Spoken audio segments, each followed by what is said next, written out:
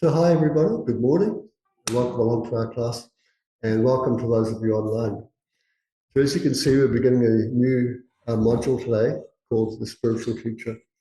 So to approach it, we'll begin as we normally do by engaging in a short meditation and saying some prayers together. So please just get comfortable in your seat and just let your body breathe itself.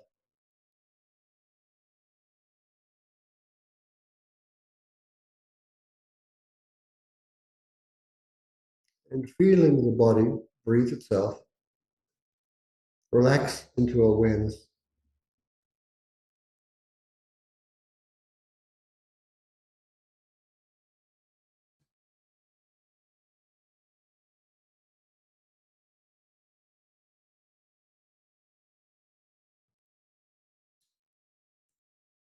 And imagine that the ground becomes completely pure. As level as the palm of the hand and as smooth as lapis lazuli.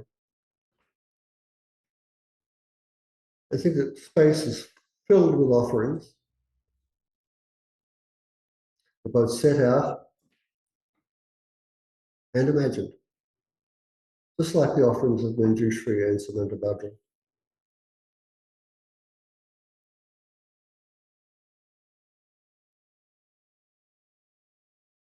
And then in the space in front of you, on a lion throne, on a cushion of lotus, sun and moon, sits Buddha Shakyamuni, the essence of all of our kind teachers. And he's surrounded by the assembly of the direct and indirect teachers, Buddhas, the Bodhisattvas, the deities, the heroes and solitary conquerors. There are also heroes, bikinis and Dharma protectors. And you recollect your reasons for going for refuge.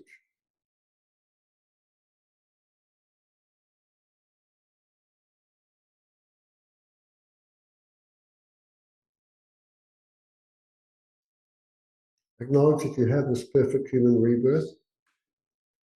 The death comes quickly and unexpectedly. And we cannot be certain at the moment where we will be after death. So fearing the sufferings of the lower realms, decide to take refuge in the Buddha, Dharma and Sangha. And join me in saying, I go for refuge until I am enlightened to the Buddha, the Dharma and the Supreme Assembly. By the merits I create through listening to the Dharma, may I become a Buddha to benefit all sentient beings. I go for refuge until I am enlightened to the Buddha, the Dharma, and the Supreme Assembly. By the merits I create through listening to the Dharma, may I become a Buddha to benefit all sentient beings. I go for refuge until I am enlightened to the Buddha, the Dharma, and the Supreme Assembly. By the merits I create through listening to the Dharma, may I become a Buddha to benefit all sentient beings. And you think that by taking refuge in the three rasa brahmanas, that the essence of this refuge is to act in accordance with karmic cause and effect.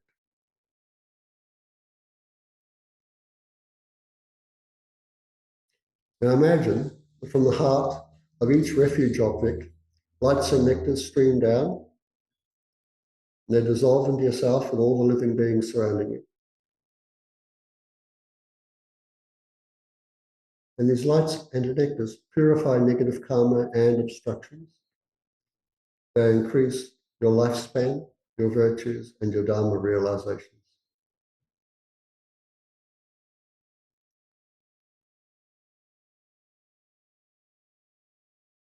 And cleansed by the light and nectar, recollect the four immeasurable thoughts of love, compassion, joy, and equanimity. And decide to develop these yourself.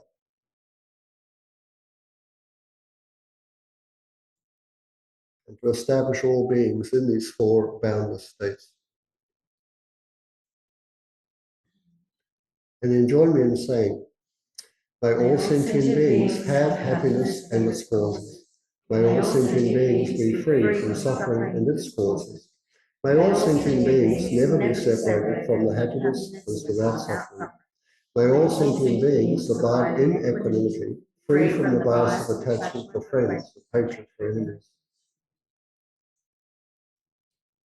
So from the heart of each refuge object in front of you, lights and nectar stream down, and they dissolve into yourself and all the living beings surrounding you. And your negative karma and obstructions are purified. Your lifespan is increased. And your virtue and dharma realizations increase.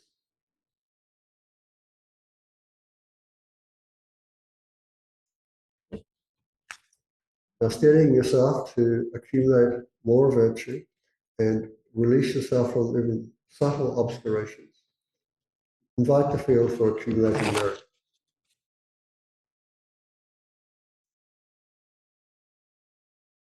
So this field appears, and you say, reverently, I prostrate with my body, speech, and mind. I present clouds of every type of offering, actual and imagined. I declare all my negative actions, accumulated sins, forgiven this time, and rejoice in the merit of all holy and ordinary beings. Please remain until the end of cyclic existence and turn the wheel of Dharma for living beings. I dedicate my own and others' merits to the great enlightenment. Now, to prevent clinging to the merit we've created is truly real. We can stop our appearance of a samsaric world, its inhabitants and enjoyments, by believing that every appearance of this world, ourselves, and the beings are without any intrinsic reality. That everything exists in mere name is the dependent horizon.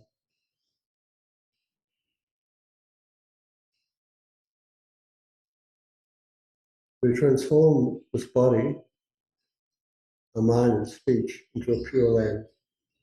And we offer this to all the Buddhas and the Bodhisattvas. We can say, this ground, anointed with perfumes, strewn with flowers, adorned Mount Meru, floral continents, the sun and the moon. I imagine this as a Buddha field and offer. May all living beings enjoy this pure land.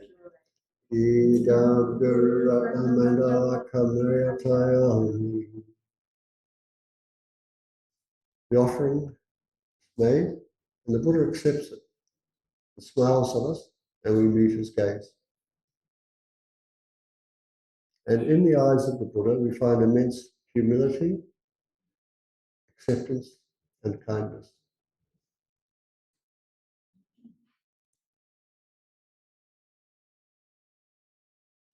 And then we ask of our own kind teacher, who's within that field for accumulating merit, to come and sit on a lotus and moon seat upon our own crown. The root guru now leaves this merit field and comes to your crown and petitions the merit field along with you for blessings to pour down upon you. So any type of perverse mind you might generate will be washed away completely. And the pure minds may swiftly be generated. And all of our obstacles, whether they be outer, inner, or secret, be removed completely.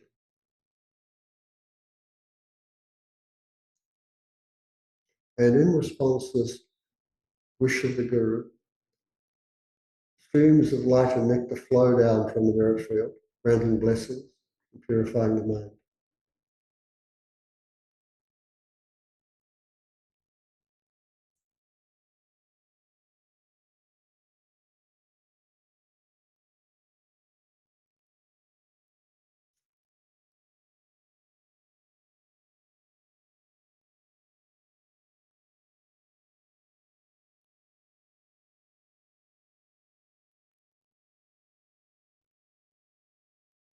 The merit field dissolves into light, melts into the Guru. The Guru diminishes in size and enters the crown of your head. coming down to your heart.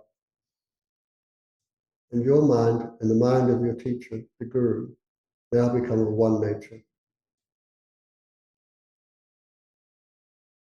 And you recite the mantra of Shakyamuni Buddha 3 times. Tayata Muni Mahamuni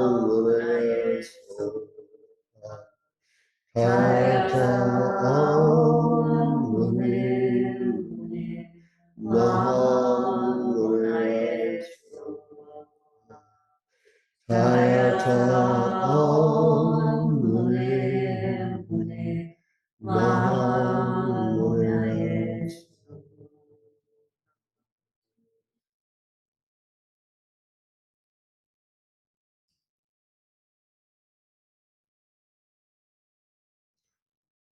So from your heart, light spreads out to the 10 directions of space.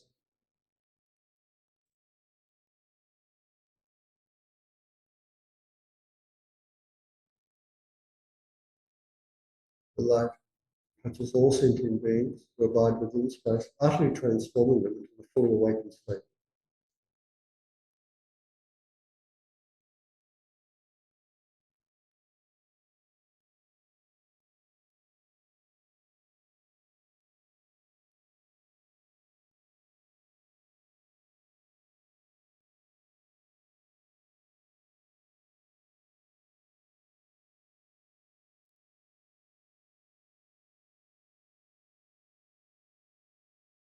And the light begins to withdraw from those 10 directions of space and re-enters your heart.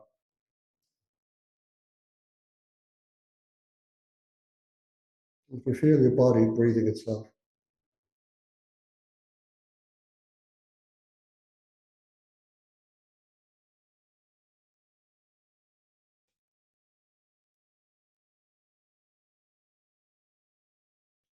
You can feel the seat that you're sitting on.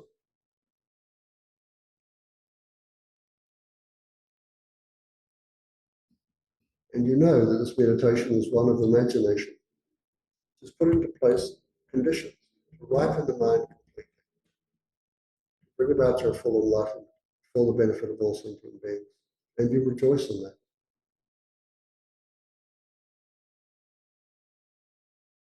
Now breathing in a little deeply through the nostrils. Exhale through the mouth. And in your own time, just let your eyes flutter open. And let your attention come back to where you are.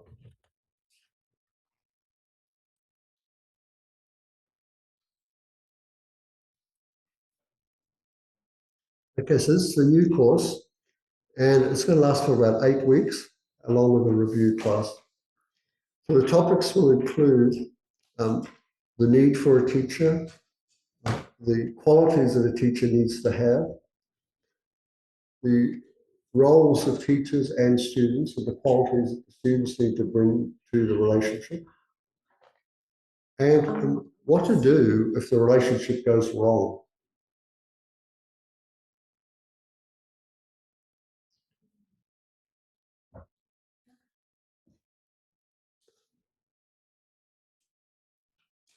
So I'm going to be relying upon these books here primarily, probably mostly from the Relating to Spiritual Teachers up the top there by Alexander Berzin.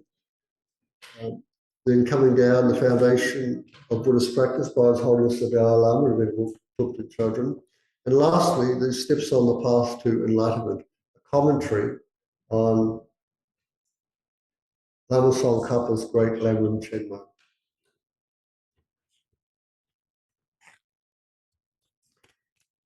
So today, our topics are going to be based around the need for a teacher, the different levels of practice that a teacher will require, and the different types of teacher that might be able to engage with those levels.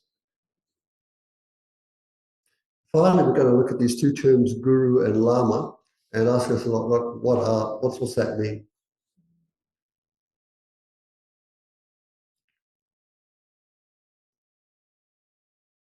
So imagine that you've gone to a strange city, and you don't have a map, you don't have a phone. In fact, you're sort of lost. Don't quite know where you are. So how did you find your way? That's right. You find someone looking friendly. This is right. Yeah. Yeah, you sort of look around, just like you're saying, isn't it? You look around and see, maybe a person actually lives here, maybe they'll know about the city, I'll go and ask them. That's what we sort of do. And just like Nicky said, we sort of look at them and sort of make a judgment. Do they look friendly? You probably wouldn't go and walk across to a fearsome looking person, would you? You'd try and find someone, they seem okay, I'll go and ask that person. So this is very similar to like trying to navigate a path to enlightenment, but we just don't know. So we need somebody to help us like find our way. So a spiritual teacher sort of fulfills that role. They're very much like, I guess in a simple way, like a driving instructor who teaches you how to drive when you don't know how to drive, or a professor at school trying to help you through school when you're just new to school.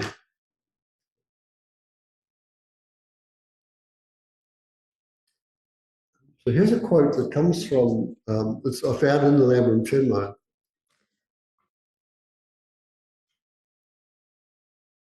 It says here, as you can see, in order to obtain liberation, meaning the freedom from suffering and its causes, there's nothing more important than the teacher.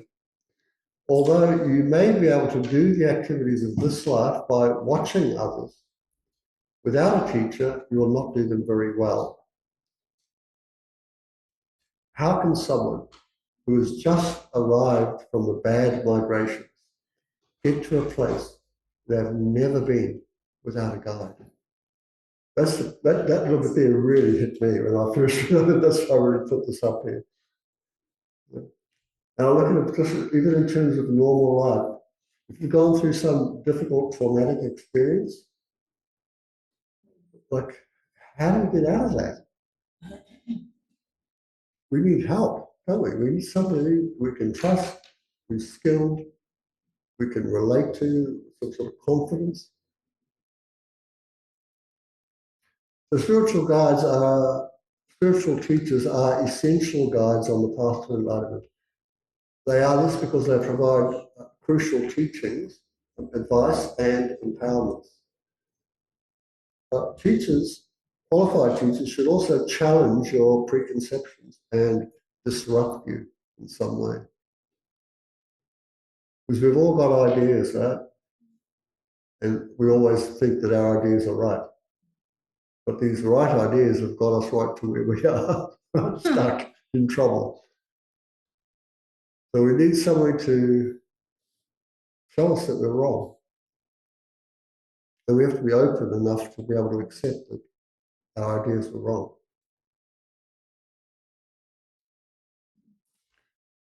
So being able to rely upon a qualified person. This is the foundation for developing all of our good qualities, for getting rid of some of the wrong ideas we've had and different traumas that we might possess. And by doing so, lead us closer and closer to liberation, meaning like the freedom from suffering.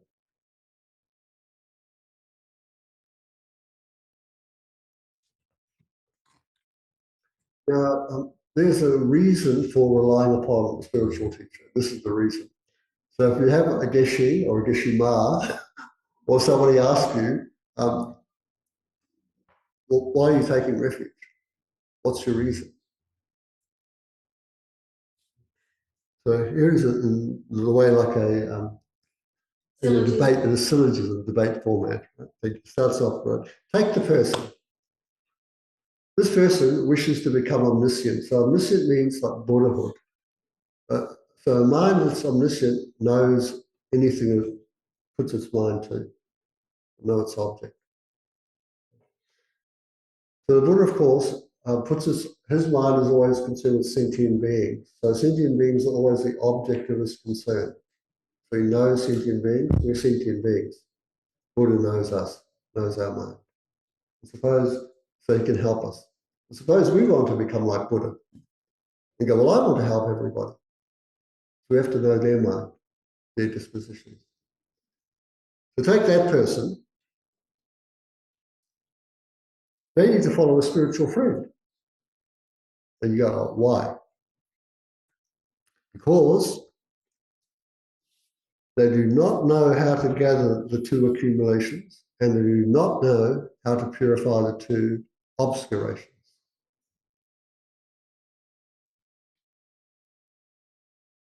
So the two accumulations, does anybody have an understanding what they might be?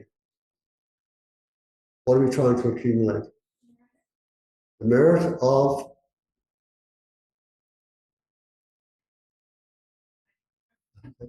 the merit of like all the six perfections. Okay, so that's the merit of method and wisdom. So we don't know the methods and we don't know the wisdom to bring about the enlightenment that we seek. That's one thing. And we don't do it. We've got this great goal of enlightenment, and then you've got to go, like, actually, what is that? I think I know, but maybe I don't. And then they tell you, and you go, okay. So how do you do that? Yeah, well, you're going to need method, and you're going to need wisdom. You're going to need to know. You can have a means. So basically, the means is great compassion, or what they call bodhicitta. Bodhicitta for enlightenment. That's the method. The wisdom realizing emptiness is the wisdom. We need to get both these two together, bring them together. So as you know, anybody studying or thinking about this stuff, how difficult it is to understand wisdom realizing emptiness, isn't it? But I guess not easy to do. And yet, it's probably easier than bodhicitta. So I say this because, for one thing, so like, well, from my own experience, like that, that's definitely true. It's much easier for me to go into the wisdom side than the bodhicitta side. They're conceptually, yeah. And then, but like his holiness said, so when his holiness was 19, like he got his first glimpses into the wisdom realizing selflessness. But he always thought bodhicitta, or maybe, yeah, that's wonderful aspiration, but we'll see, you know. So it took the Dalai Lama much longer to get the idea of bodhicitta than wisdom. Wouldn't it follow? Like if you understand how you really exist, wouldn't it follow bodhicitta? Not necessarily. You can get, well, can do very quickly, right? But what you get is the selflessness of yourself and others. That comes up quickly. But then it's like, okay, so how am I going to bring about their enlightenment? Because that's so much method. And so then the methods become, so I often say in terms of realizing this, it can go the other way too. Of course, many people are more compassionate than wise. So they can build on their compassion to develop a mind of enlightenment. And when you do, and then the wisdom comes along later. They often say the sharp people get the wisdom first. And then on that, then they build up on the method side. But it can go either way. But as you can see, I hope you can see through what I'm talking to, this is not an easy thing to do. Then, of course, we suffer. So what do we do about that side of it? That's called the two obscurations. That's related to that. So we're obscured by two types of affliction. Emotional afflictions and cognitive afflictions. So these are the two types of phenomena that obscure the mind.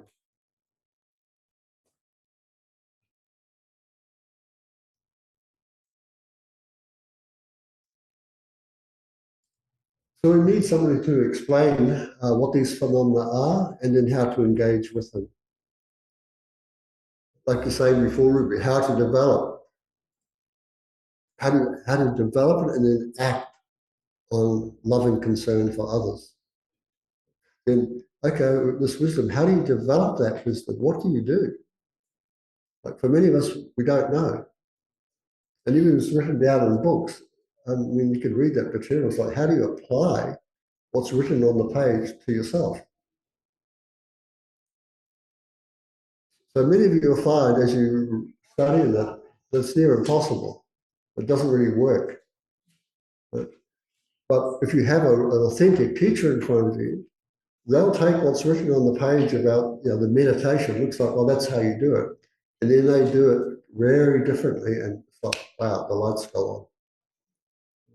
So I've had this experience with Kids Rinpoche Geshe Tashi Seri.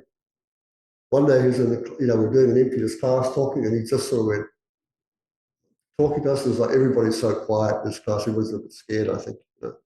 So nobody wanted to work. He just went, right.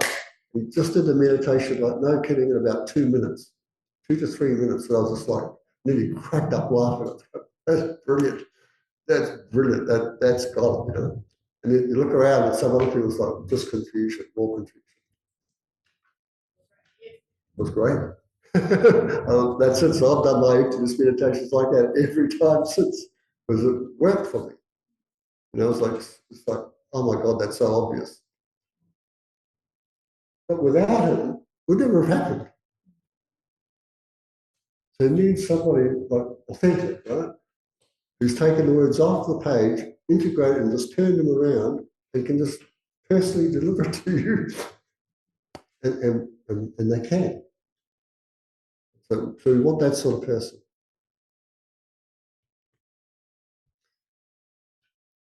Now, this teacher, as you can see, has to pass along their experience of love and concern, their experience of compassion, which is not mixed up with attachment here. Right? It's pure because they're authentic. And they've got a way of talking to you about the wisdom that resonates with you. It doesn't seem like speech from a professor or just talking at you about it. So these teachers, sorry, Cassandra? Oh, we're going to have some nice stuff to say about professors shortly. So the teacher has to meet the student's deepest needs.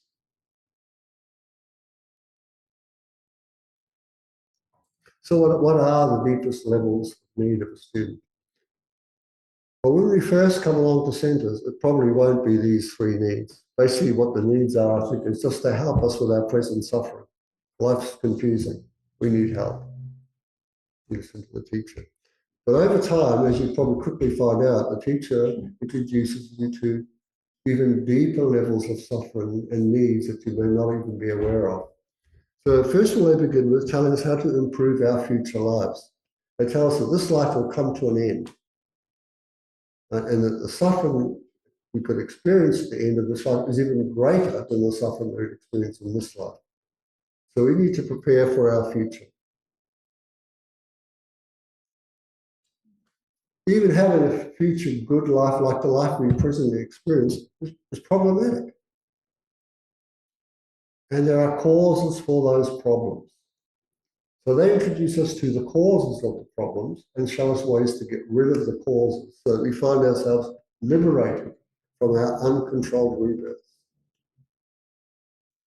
And finally, they show us the way to attain enlightenment. Because it'll happen to you, I'm sure, that once you know how to look after yourself and how things exist, you will want to share this with other people. You will want to help them. So we need good teachers to explain how to do that. And when we meet difficulties, how to get past those difficulties.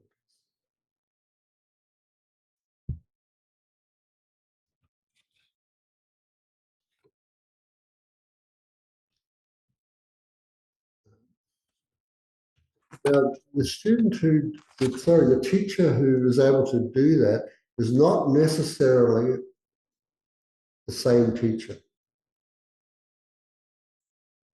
In fact, from my readings, there will be many cases within the FPMT, our organisation, where I remember one, she was a professor too. She's a professor now, I think, maybe.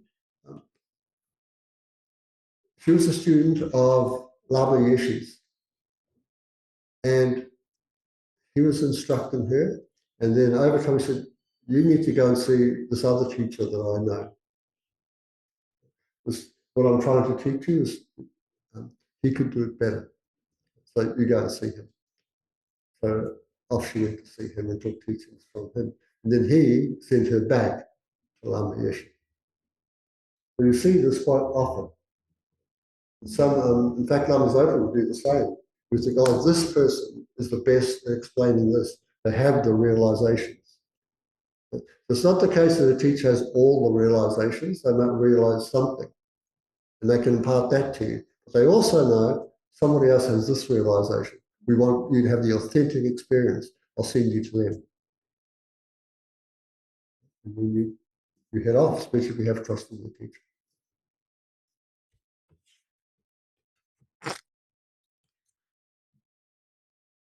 So these teachers need to have different levels of training themselves. And this is to address our specific needs and challenges.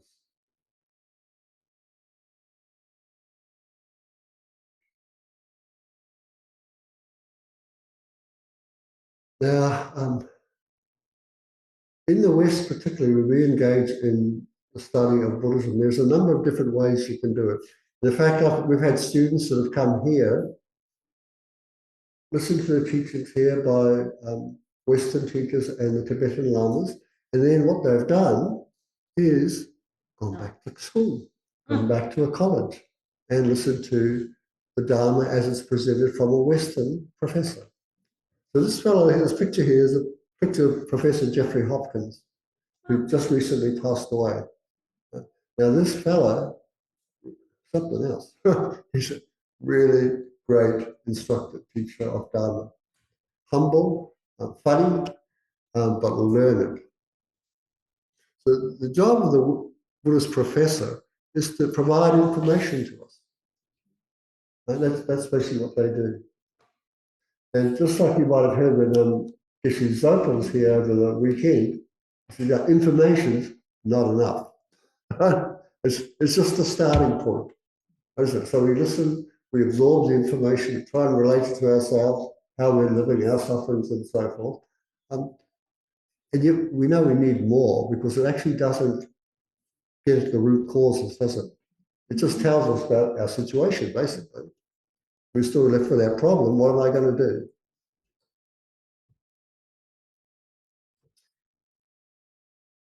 Nevertheless, these people are welcome. They serve as like good guides. They offer critical insight to our questions. They provide often a historical context. They can dispel wrong ideas that we have. And oftentimes they can equip us with the tools that we need to navigate our way. So I know for myself, with my study of the Dharma, I've relied a lot upon Western techniques to study. And it's been very useful. So, welcome the Dharma instructors. Now, the thing about Dharma instructors, you got to remember, is many of them don't have any realizations at all. In fact, some of them, from what I've heard, can be a little bit shocking to be in their company. They know so much, but they don't actually practice it. So that's a shocking thing to discover, you know. And we've had good friends who have gone back to university. Some authors are like that.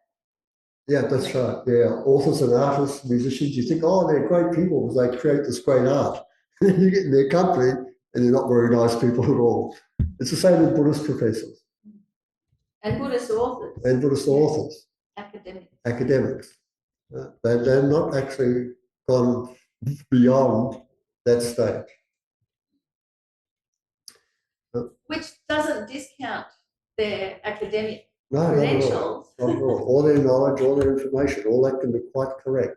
Because as people, they've not really been interested in developing the realizations of Dharma. You even find this like now, but for myself, for instance, other Western students, the leading Dharma classes. We're all talking the talk, but many of us are not walking the walk. We don't have the realization. We haven't put the time in to develop the realization. We haven't done the meditations, the deep contemplations. Now, another type of instructor that's very useful for us is somebody just like Venerable Rabina, right? And what she's terrific at is sharing experiences and especially dispelling the fantasies we might have about what it means to be a Dharma person, a Dharma teacher, and our role in engaging the path. So it's wonderful if you can have a relationship with Ravina where you can actually talk person to person. You often get a lot of shocks. And I think that's okay.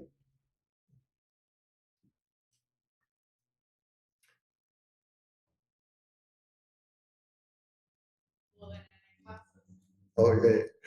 Oh, Yeah. that's much more. Yeah.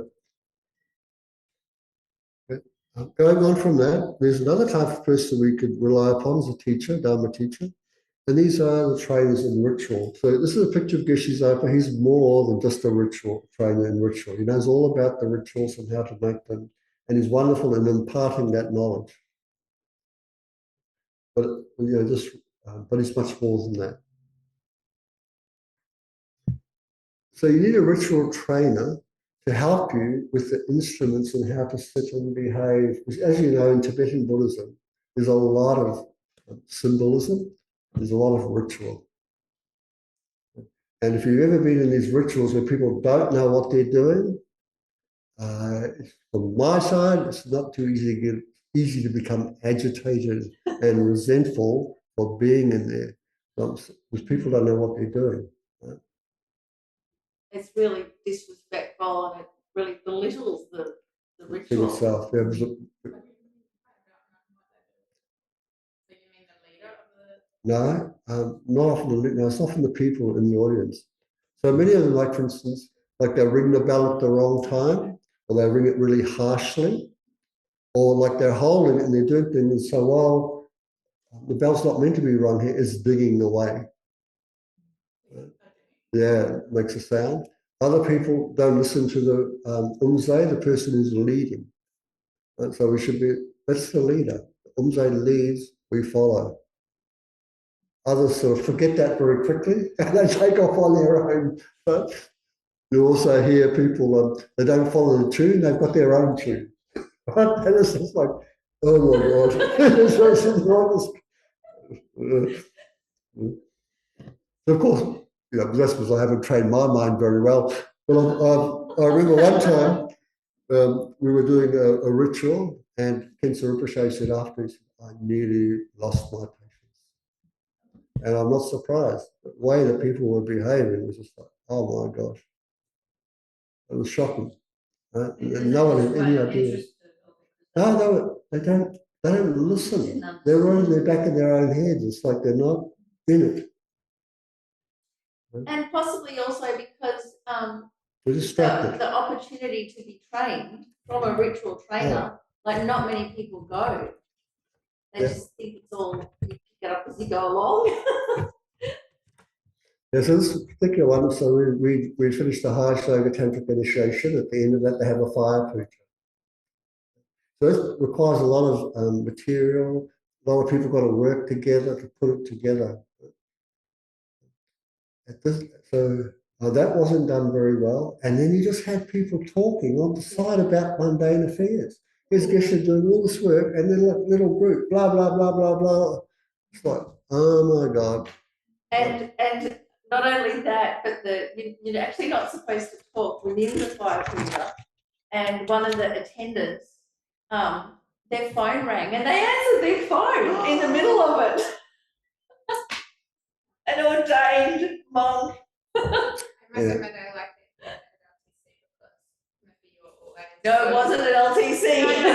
I'm saying I like coaches and stuff here because you were really good at making sure people know where we're at, what to do. Like, I was just at a coach up at Music Institute. It was all in Tibetan, that's fine. But like all the books had different page numbers, and so it was like page this, and and then it's not there, and then it's also another language, and so everyone's spending half the time, it's just little things like that. That's that right. make it really hard to engage. But that's also because I've been trained by Geshe Zopa. So I've actually had the training so I can impart at least what I can remember. And like I said, this is not common. So it's not, we shouldn't be too surprised that many people don't behave as though could, mainly because they don't know.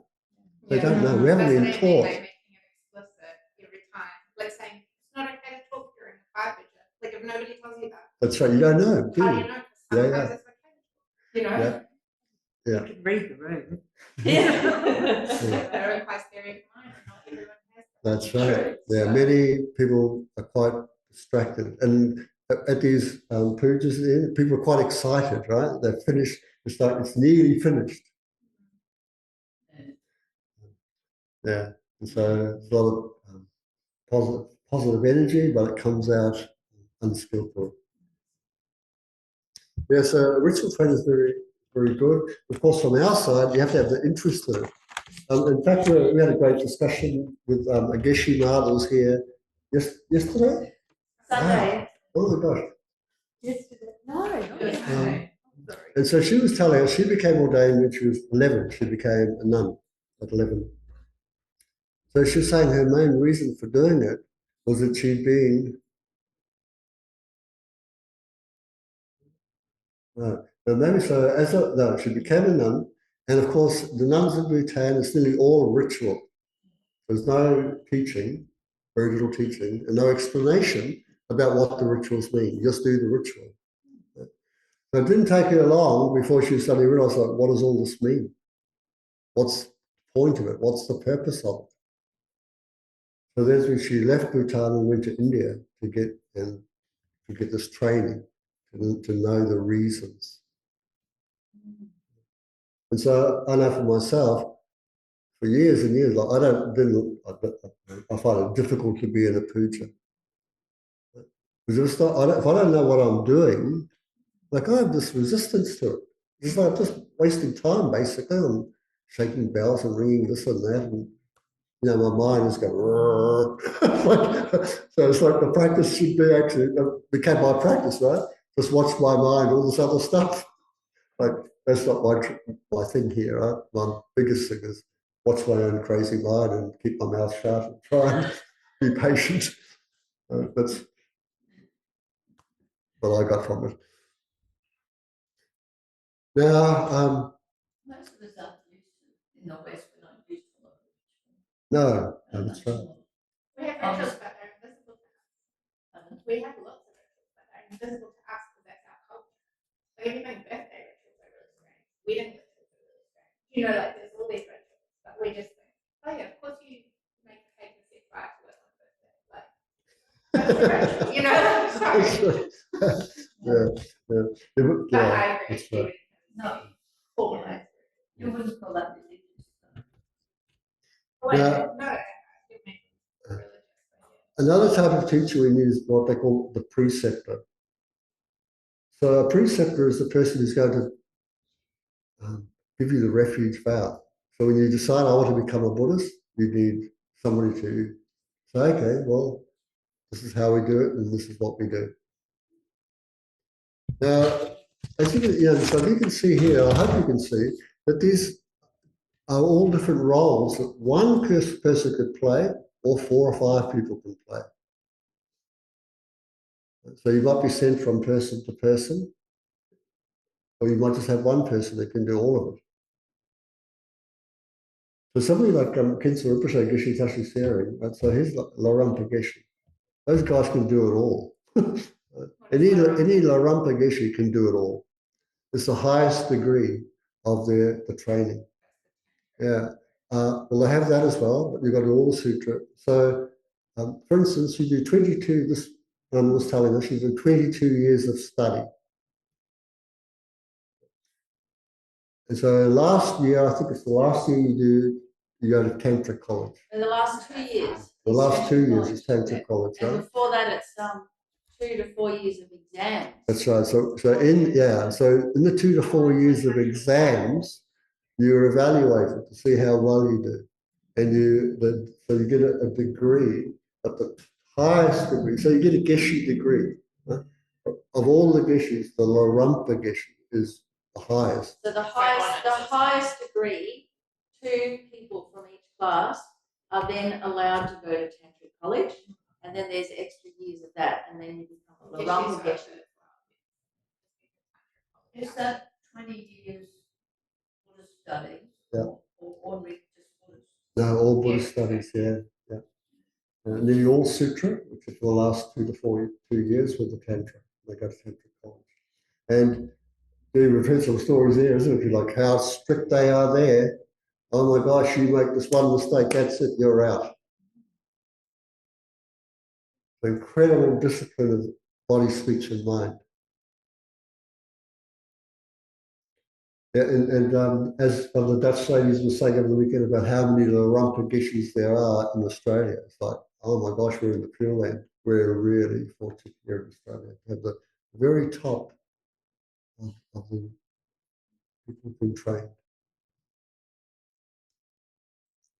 So the preceptor will basically provide a direct link to the Buddhist teachings by giving us refuge vow. This ensures the authenticity of the lineage, the teachings, and the vow. Now, suppose we've taken refuge, and then we meet another Lama really touches our heart, and we feel really close to them, and we know some teaching is coming up, and then they say we're going to give some vows. Like often this happens when His Holiness the Dalai Lama gives teachings, and he'll offer the Bodhisattva vow. But this is a bit further on than the refuge vow. So here we have the introduction to the Mahayana master, and he's going to guide us on the Bodhisattva path. That preceptor could also give us Bodhisattva vows, but it's not always the case. Sometimes you take refuge from one person, then you'll take refuge and the Bodhisattva vows from another person. And then even further on, you might even take tantric vows from another person. And he'll give you the Mahayana vows again, the refuge vow again, and now the vows of the Vajrayana.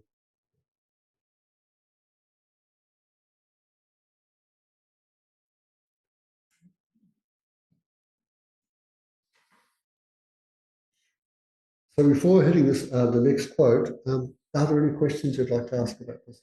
Ruby. The Mahayana master. Yeah.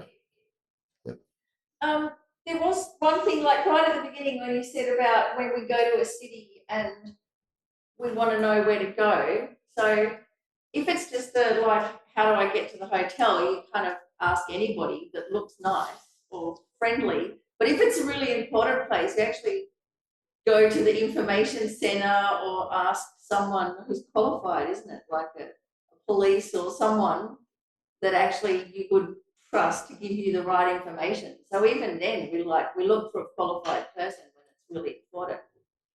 Because if you get directions from people, as we know, you ask one person, they say go that way. You ask the next person, they say go that way.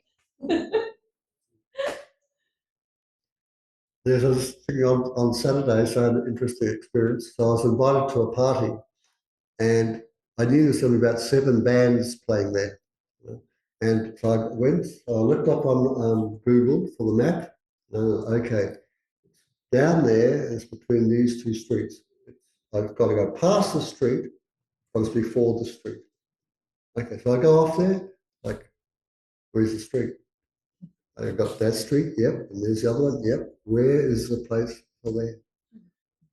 So I went this way, went right down that way, went down every dead end street, right? No.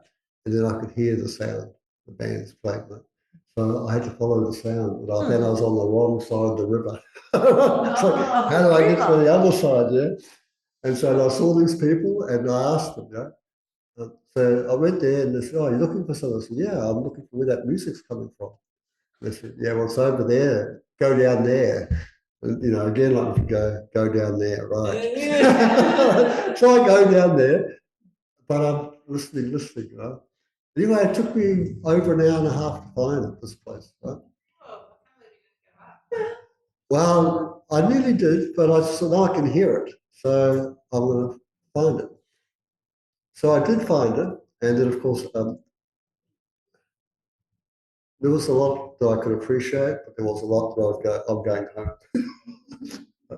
Had a nice walk. Yeah, had a nice walk. It was more the journey rather than the goal. Less time. I got there, some lovely people, didn't really dig the music, and thought, okay, I've done enough. I've shown my face. I've, you know, let them know, okay, I'm here. And time to go home now. It was quite a in relation to this topic, right? I had to really sort of work to find my way. I couldn't find anybody, and the person that I did find gave me really vague instructions.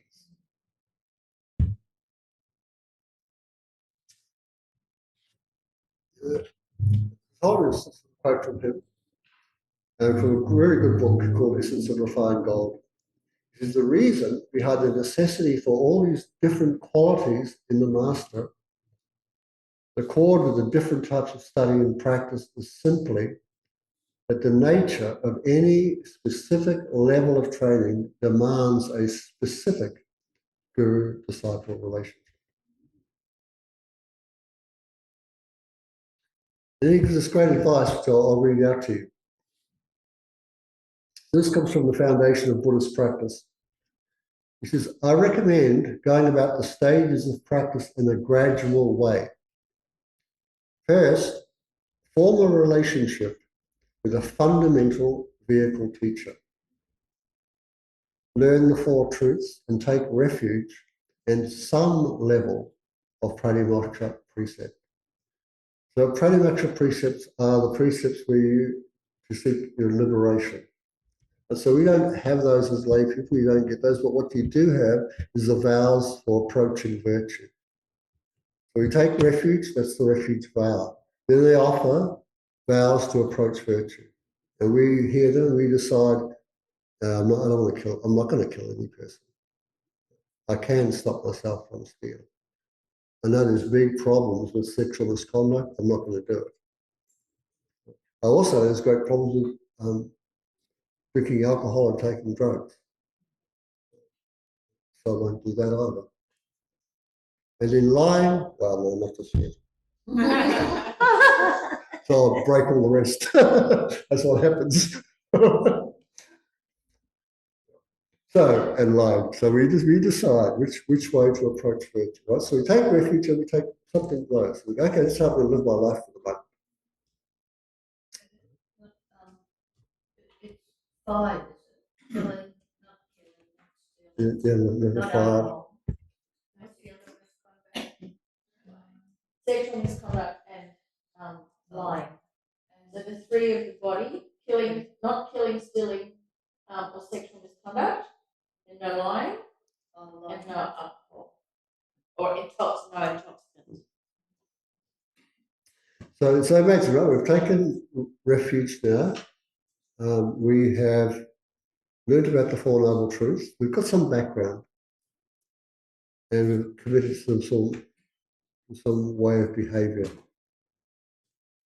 As your practice progresses, seek out a spiritual teacher who can teach you the bodhisattva path. Practice the 6 perfections and undertake the bodhisattva ethical restraints. After some time, when you are properly prepared, seek a qualified tantric master. Receive empowerment into that practice and meditate on deity yoga. That's his recommendation. So it's a great Lama that Matthew Ricard holds in high esteem. He actually wrote the biography of that master called Shabkar. And this is the verse that he said that Shabkar spoke. He said, from the teacher who showed the path of deliverance, I received the sacred teachings of individual liberation. My practice was to shun wrongdoing and cultivate virtue. From the Bodhisattva teacher, I received the sacred Mahayana teachings on generating bodhicitta. My practice was to cherish others more than myself. From the Vajradhara teacher, I received the sacred teachings, empowerments, and instructions of the secret mantrayana. My practice was to meditate upon the generation and completion states in Dzogchen. You can see there, I hope, that there's these 3 levels that you go through. Cassie, yeah? Is it just about finding a teacher that's qualified in the topic, or is there something about their style and whether it connects with you, or Or should a good teacher be able to give whatever style you need? We'll go into this in much greater depth coming up, Cassandra, but we need to have somebody that we can have a relationship with. So I was in the principal saying, it's not the teacher, it's the relationship. It doesn't matter how much knowledge they have and all these sort of things, unless you and him or her can develop a relationship, nothing's going to happen. Eddie, I was kind of thinking about that earlier when you said, I think perhaps Lama Zopa would send students to a particular teacher for particular teachings. And I was thinking, well, it's possibly because they are expert in those teachings, but also because he could see that the student and that teacher would relate to each other better. So yeah, in fact, sometimes what it said. So I've read one where the student went after that teacher and then came back to his teacher, and his teacher gave the same teachings. So he got from the two people. And then so he asked them, so why did you send me over there when you could have taught me this or something? Did you have a karma connection with that person from my previous life? I want you to reestablish it. Yeah, so some of these phenomena are like not very apparent to us. In fact, the one of the teachers, the one with Lama Yeshe was really interesting. Right? So Jan Willis, this Buddhist professor, she always used to turn up late to Lama's teachings, and she really liked him. Right? So she treated him like a good friend, like a buddy. like a buddy. Right? Yeah. So when he sent her off to, I think it was Geshe Rabton. So Geshe Rabton was one of Lama Yeshe's teachers, group teachers. So she turned up late to see Geshe Rabton too, right? That's how she was. And he just scolded her straight away. What are you doing here? You should have been here like yesterday or 2 hours ago.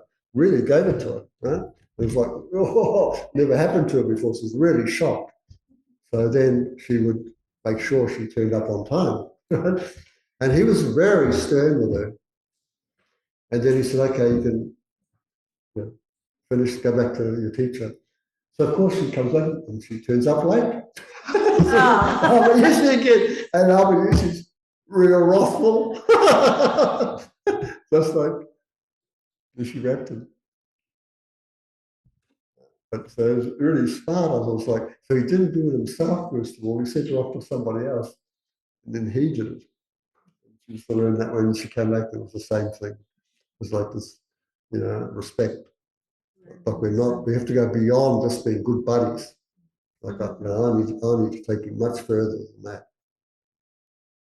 And in fact, I remember Lama Zopa and Lama Yeshe, they have a relationship with a great Vajra master, a tantric master called Song Rinpoche. And this guy, like they said, is the actual Yamantaka. So everybody was scared of him. But when you look at the pictures, he's a gorgeous looking guy. Really amazing looking. And I said, wow, what a great looking guy. But except if you were in his presence, it might not be the case. He looked great on the page of a book. So when they went to, so he would give an initiation, and Lama Yeshe and Lama Zopa, what they would do was send their students to go and do it. They don't want to make any mistakes whatsoever in relationship to their guru. The students get the real impact of an authentic Dhamma person. And later on, when I read about Song Rinpoche in his semi-bio that I read, he said, yeah, when I did this practice, I put so much emphasis on the generation stage. And so this is when you imagine you do the meditation on emptiness, and then you generate yourself as the deity. So there's a lot of emphasis put on what you look like as a deity. And the completion stage is the empty aspect of that. But because he put so much on it, like that was the energy that came off him when you came in his presence. It's like, whoa, everybody's like back off. You know? So, you know, as you probably all know, Yamataka is the destroyer of death. And he appears really wrathful. But like I said, some Rinpoche look gorgeous. Look at, but I was just thinking, wow, imagine that, a gorgeous looking person, but the energy giving off is like you just retreat. They're just like that. Well, that's even like the Venerable Rabina, who, Ah, in my that's mind, right. you know, is like 4 stories tall, but actually, then when we stand up, she actually just comes up to my elbow. You know, Yeah. Wow. she's little. And I'm like, how can this be? Yeah, that's right. And then when I saw her, I saw somebody very, very different. Yeah, so we have this karmic appearances. Yeah, it's very noticeable. That's why I asked, because you talk to students after classes and you can just sense that people have really different experiences of different teachers. Yeah. And Yeah, that that's right. some, you know, like you can respect them all, but some you feel like a really strong connection with, and others you feel like, I don't know why, it just doesn't connect. No, that's right. Even though the knowledge, like you're like, I can tell that they're amazing, but it's just not working. Yep, that's right. Yeah, yeah. Yeah, so that's been more than the knowledge. And like I said, we'll talk about this more. You know, we've got one class just on this. This is so important. Let's do a meditation. 30-minute call, by the way. Yep, thank you. Okay, let's do a meditation. So please get comfortable in your seat. And maybe begin by taking a deep breath. Then exhale. Let your body settle into a comfortable position. The next time you exhale, release tension and create space for clarity. And with clarity, set your intention to understand the importance of spiritual teachings as the first necessary step to attain enlightenment for others. Then, if you imagine you're standing at the base of a mountain, big mountain in front of you, you're standing at the bottom, there's a path leading up. And just like the path leads up the mountain, our journey also takes us away from where we are to enlightenment. And that journey needs a guide.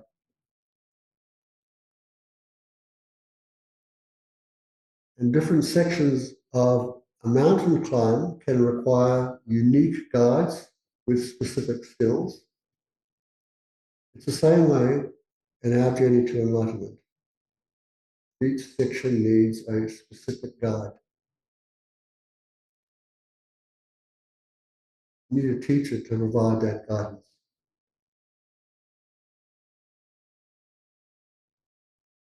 So can you imagine how your own spiritual journey might change with the right teacher for each stage?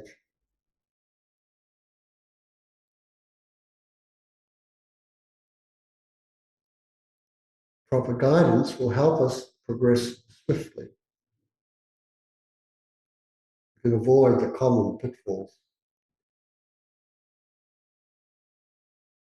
Each teacher will illuminate a part of the path.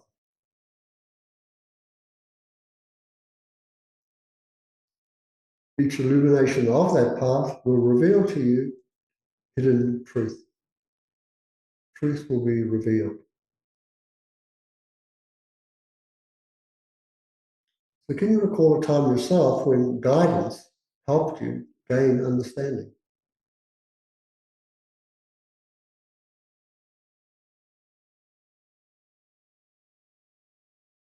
This shows the power of having the right teacher at the right time.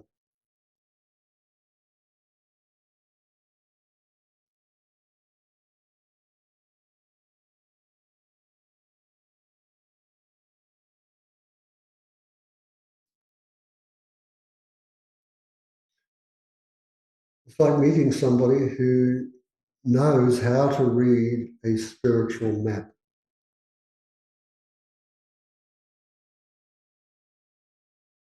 This would influence our approach.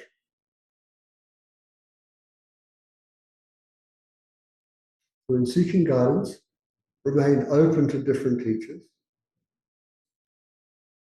Understand that each will have a unique role to play in your own journey.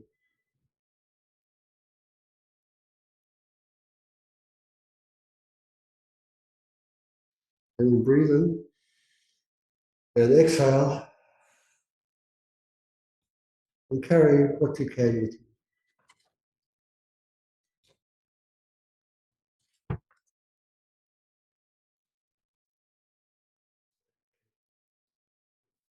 So now we're going to have a look at the meaning of Lama. This has got a great meaning.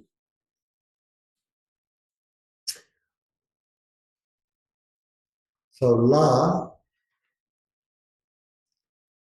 signifies unsurpassable love and compassion. La, unsurpassable love and compassion. So La, love. La, la, la, love. La, la, la, la, la. La is the love. The Ma is the mother. Wisdom. Right. And wisdom. That's it. Lama. Lama. And so he says, lovely, listen, person who has given birth internally to the sublime.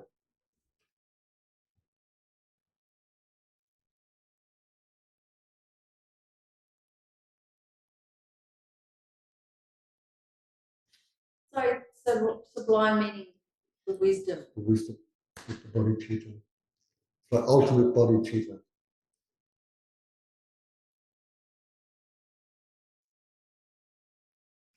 So a Lama is a highly advanced spiritual teacher combining a fully dedicated heart, meaning bodhicitta, with wisdom. So La signifies unsurpassable love and compassion, while Ma represents wisdom, the mother of all spiritual attainments. So together these qualities enable Lamas to guide others to enlightenment. So that also means they're not necessarily a monk or a nun. That's right. Yep. In fact, one of the greatest spiritual practitioners of all time, and really important to all the traditions of Tibetan Buddhism, called Chandrakirti. His major teacher was a layperson called Chandragona. Are lamas always teachers? Does it signify a teacher? Well, a teacher depends upon a student. So not necessarily academic, but always. As an example, maybe. Well, that was like a highly advanced spiritual teacher. Like they have the qualities, they could do it. But like I said, where they are or not, that depends upon whether they have a student or not. Mm. It's like, for instance, with our Geshe Ma, she got a degree, and of course, what they normally do then is they go and see His Holiness the Dalai Lama, and they offer their service. What can I do with the rest of my life? I'd like to go into retreat. That's what they often say. And then, of course, then, like you would say yes or no, what might be beneficial and so forth. But many times it's like you said to her, go back to your community and teach.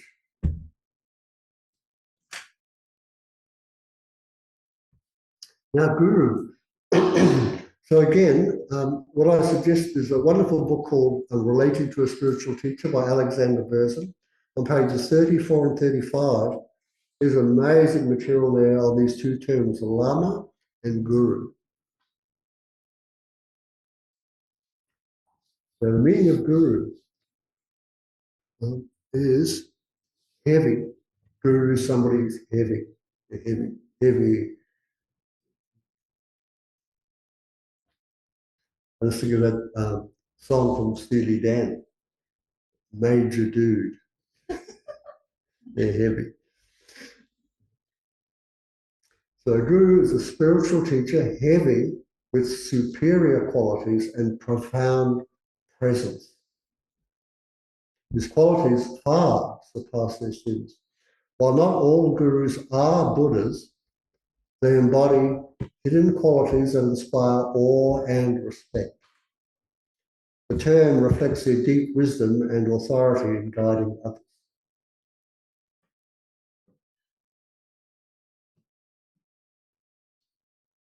This is a picture here of many of the Larampa Geshis in Australia and also in the FPMT.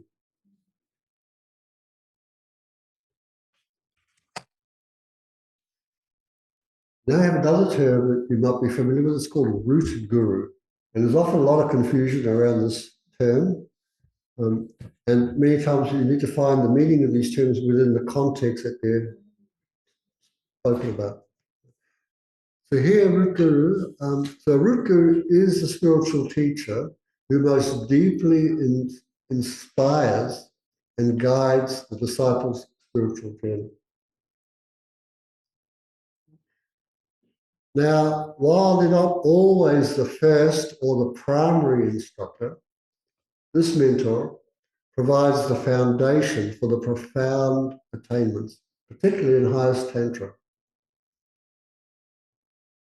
If you ever take a highest yoga tantric initiation, that teacher is your root guru, done and dusted. Has to be. They are your root teacher. Because that's the root of the enlightenment. That's right. That's right. So this, the root of is the tantra, isn't it? Just for that practice. Oh, all practices. Now you got two. Yeah. No problem having 2, 3, 4. And so they are your root teacher there, but at the same time, it's even deeper than that. So yeah, you can have these root gurus, but you might have one that's not ever actually given you a highest yoga tantric initiation, and that's the person who's your actual root guru, the deepest one, the most heartfelt affection for. And so what you do is you take all these other lamas and you pull them into one. Because at this level, guru is not that person. It's not mind.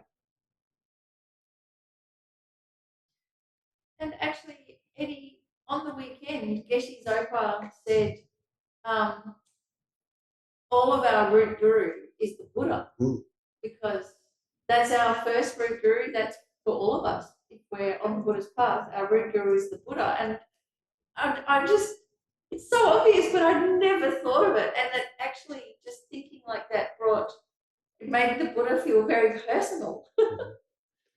Yeah, and of course you get a little bit, you get other good, there's a lot of great explanations about this root guru and Buddha. Because what you'll find as you get deep into it, your root guru is your own naked mind. That's your guru. But it's not out there. The job of the guru out there is to point you back inwards. To find that you have the guru with you already. You have Buddha with you. Always been that way. Always been clear, open. Yeah, so this is this idea to trust ourselves, have trust in oneself. And then, of course, once that happens, you see no difference. So you see these great masters that have never been separated from the guru. Of course you haven't. It's just that what we are, of course, if we're looking outside ourselves and seeing ourselves being separate and different, of course. And just this trusting an appearance is not wisdom.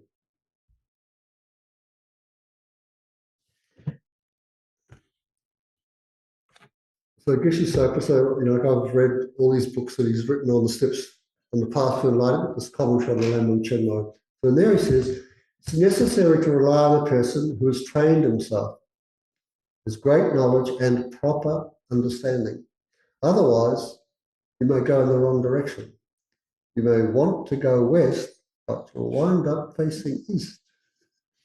This can happen. Yeah. Follow wrong teachers. We put too much faith in the person we're calling a teacher. So many times, like this is this term I've come across, it's called Kalyana Mitra in the Sanskrit. And basically it means spiritual friend. So I really like that term, you know, you don't put too much emphasis on the teacher aspect or gurus. And no, they're my friend spiritually. They're my mind friend, my friend of mind. Right? That way it's a bit more easier to navigate these things of attachment that we mind naturally puts on people. But of course we have spiritual friends that, you know, some we can trust more than others. You know, like we say, oh, this person's my friend as a professor. He's got a lot of information about Dharma and so forth. And I'm so glad to be in his company. But we don't trust our complete welfare in his hands, do we? We go, no, it's just at this level here. Right? It's just like ordinary people, isn't it? There's some you can trust up to a certain level, and you do, but you don't go any further. You don't tell them everything about you. You just go up to this, you know, this is all they can bear. And like some people can teach you to drive, and maybe your professor can't teach you to drive. Yeah, that's right. Yeah, that's right. So we don't trust our spiritual mentors to teach us how to drive. We get a driving instructor for that. Right? Yeah, If like we want to be, if Lama Yeshi taught us to drive, then no thanks. That's right. You want to, again, anything interesting, anything you'd like to ask? It's something I've been mulling on for a while, but it sounds to me from the definition of a guru, you don't have to admit in person you're a guru. No. In fact, many people, there's a number of people I know haven't. Haven't. Others I know have met them in dreams, but never in real life. In fact, one woman I know of, and you know, I believe it. One time, so she had this massive migraine headache, and it was so painful. And like she's saying, she just in the throbbing darkness, like this light opened up, and then there was a Lama looking at it. Just the face. It's like, you know, it's fine, it's all right. And then the migraine went.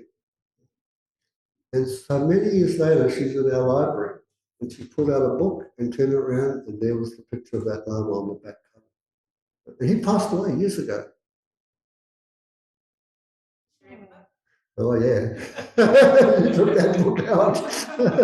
Actually, Eddie, we had a question online. When a guru is no longer alive, how to receive their guidance? Well, okay, yep. So you receive their guidance from the teachings that they've already given you. They've already given you the guidance. Your job is to follow, do the training.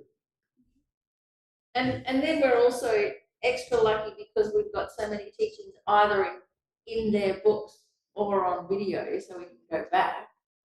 The other thing to think of too is that this Lama who's you know, what I guess is that to say in terms of we talk when they pass away, aspect of passing, who's shown the aspect of passing.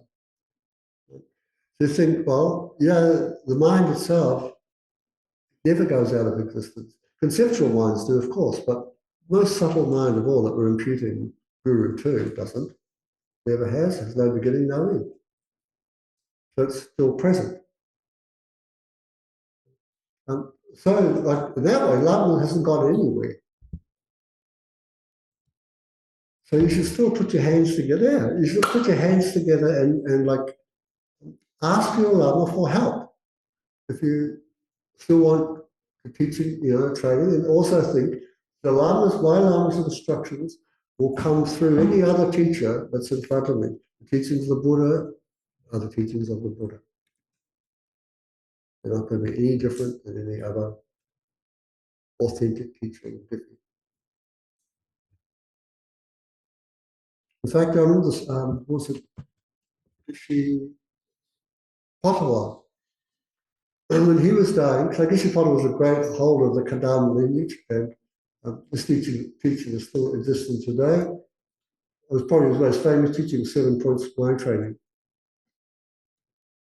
When he was dying, his disciple was above him weeping. And the tears fell onto Potawatomi's face. And Potawatomi looked up and said, like, why are you crying? He said, so, because when you die, I'll have no one to rely upon. He said, you rely upon the teaching. And I'm there.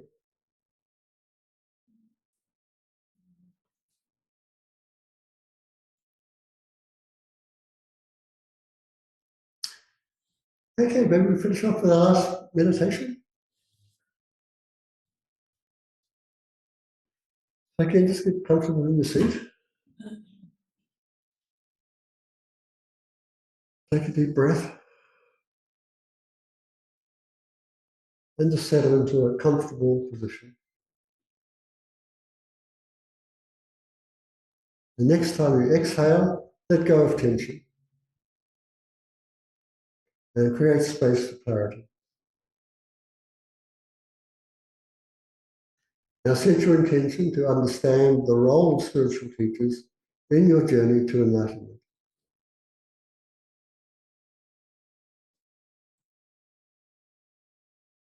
So imagine before you a vast mountain range with peaks of varying heights.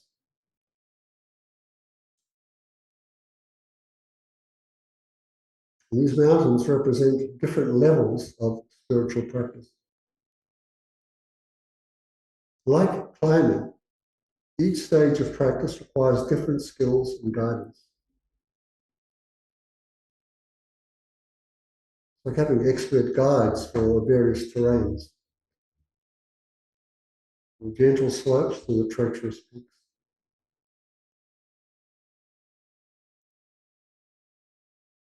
Imagine how your own spiritual journey will change with access to specialized guides.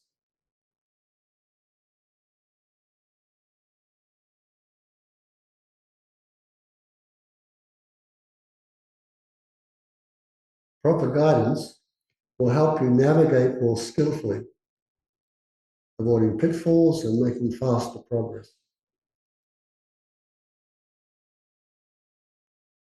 It's as if you were with a seasoned mountaineer, showing you hidden paths and teaching essential techniques.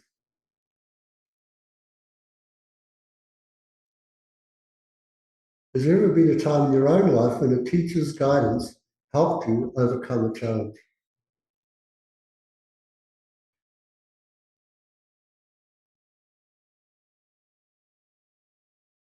That experience will show you the transformative power of a teacher-student relationship.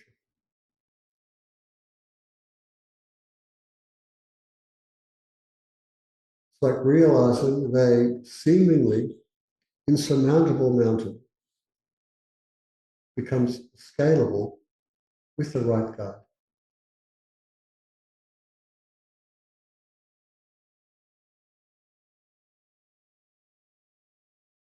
So I wonder how might understanding these different teaching roles influence your approach to seeking guidance.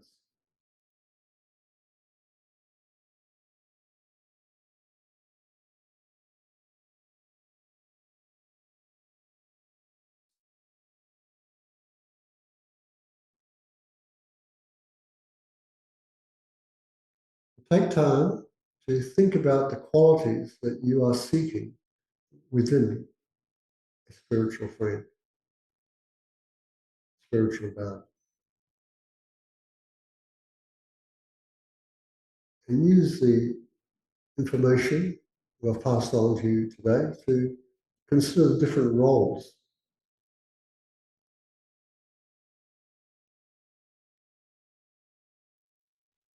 As we conclude, now take a deep breath, exhale, and just carry the wisdom with you.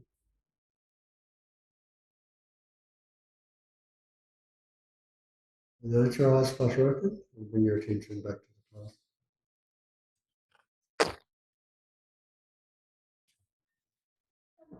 Eddie, Miffy, yes. I was just thinking, this is really, it's a very nice analogy because when we're looking for a guru, we're often first look for someone that we feel really good with or that's really friendly or encouraging. But actually, like on the mountain passes where it's quite tricky, you want someone really straight and direct and like what's going to tell you what it is.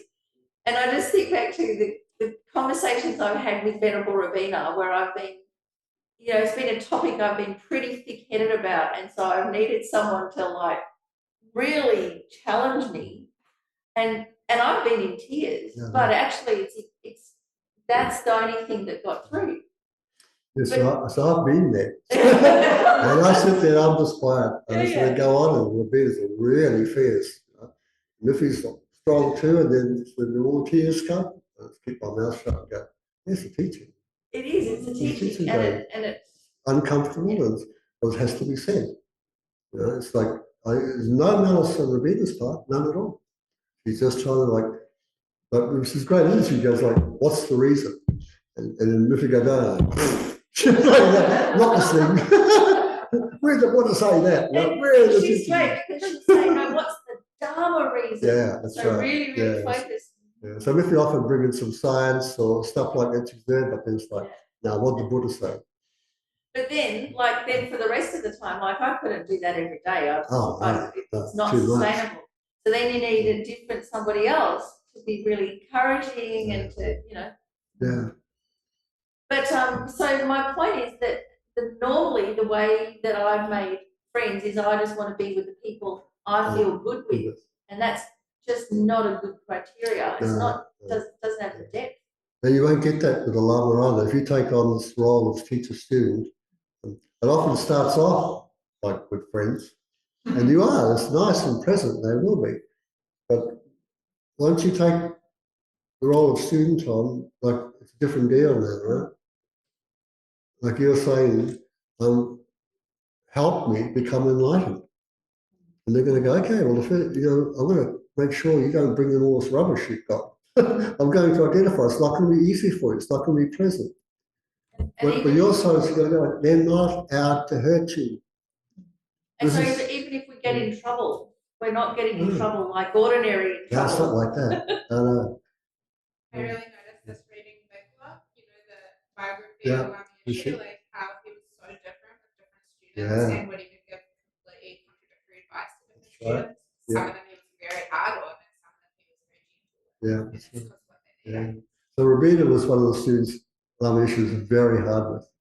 And she was only going to get through to her. She's a very strong personality herself. Being nice. You only go so far. She's very strong. And so she'd often say to us, you know, everybody said lovely, she was a great, lovely person. Never like that with me. He manifested an aspect of wrathfulness. There's no behaviours they're required to help you. So remember, like, you know, one time I've seen like Ravina herself, being very firm with people and then being incredibly gentle with another person.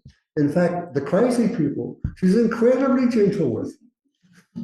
Because they're honest. Yeah, that's right, just being out there. Yeah. And when I first met Ravina, what I saw was incredible gentleness with her. In fact, I really wanted to protect her when I first met her. Maybe Ravina's going to come up like she knows about your past and things like that. She wants to go out and have a chat with you. Okay, here we go. So we went down to the valley. We took some $2 coins to give to the beggars and the poor people. But all the way she's talking to me about like what you do then, blah blah blah, and all the stuff, you know. And like it was great because she's just so honest and straight up, you know. And I felt I could be, I'm fine being honest with her. Yeah, so I'm looking at her, I just saw this, I don't know, a gentle, vulnerable person. I just thought, I have to look after, you know, protect her. So we get different things from different people. And also with Venerable Ravina, when she is wrathful, it's like she can do it because she's benefited from Lama Yeshe being wrathful, and so then she continues that on with her. In fact, one day, so we were driving, and she wanted me to be the navigator, and like you a lot of patience driving for Bina, right? Anyway, she's going on, and I just wouldn't cop it. I went firm too. No, like no, I didn't say cut it out, but I was just like, I gotta say it as it is. But anyway, so we did it, and then I got this strange feeling afterwards. I was going, like, did I overstep the boundaries here? Like that? And it was all night. I'm sort of got this weird thing, thinking like, did I? Was that anger? Did I go, no, I don't think, no. Anyway, so next one, I've got to talk to her. So I said, look, I'm really sorry about, like, yesterday. She said, what are you sorry about? And I said, well, this thing that happened. She said, were you angry? And I'm going, no. She said, doesn't make me sorry about. But yeah, sometimes you get funny feelings, and you don't know what they mean. You can't be certain. So I have to check. I'll just figure it out. But anyway, it was great. And the criteria is different, isn't it? It's Yeah, different than ordinary life. Criteria. Yeah, this is similar. Like we're in a spiritual friendship. We have to be honest with one another. So that's what you're looking for. You're looking for an honest person. You can trust them. I think this is, I'm pretty sure most of us, many of us, lost our trust in people. And it took me, for me, a long time to get this guru devotion thing going and having a teacher. Because I had a lot of issues with trust. And it took me a long time before, finally twigged. I'm looking at this and going, dummy, he's not going to hurt you. Oh, that's right. I had to, talk to myself and, drop my guard. Go, it's okay. Anyway. So what's our takeaway? Well, we do know, I hope we know, why we need a teacher, right? But so, like I said, we're going to the unknown here. We need some help. And there are different types of teacher for different levels of training. I'm still a bit confused about the party Yeah, party vows, right? Does the refuge vows come under that term? No. Different again. Yeah. So like I said, the party I think there's 8 sets of them, and most of them relate to the ordained. I think there's 2 for lay people. And so, we're introduced these vows that we can do nungne. And there's a little level there. And other than that, sure, there's these vows of approaching virtue, but these are not parimoksha vows, right? They're approaches. Yeah. So just parimoksha vows of personal liberation, primarily for the different types of ordained or levels of ordainment.